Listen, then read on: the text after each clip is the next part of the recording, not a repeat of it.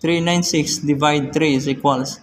3 is our divisor number. So, gagawa tayo ng tatlong horizontal line. 1, 2, and 3.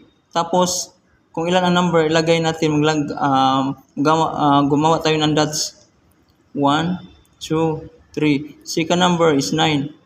1, 2, 3, 4, 5, 6, 7, 8, 9.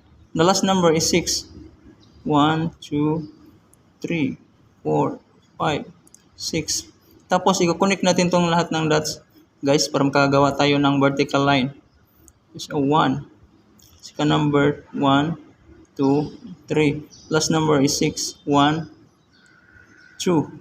Tapos, i-breakdown natin, guys, kung ilang vertical line. 1. Second number is 3. Last number is 2. So, the answer, guys, is 132. Paki-review, guys. Tama po ba? Thank you.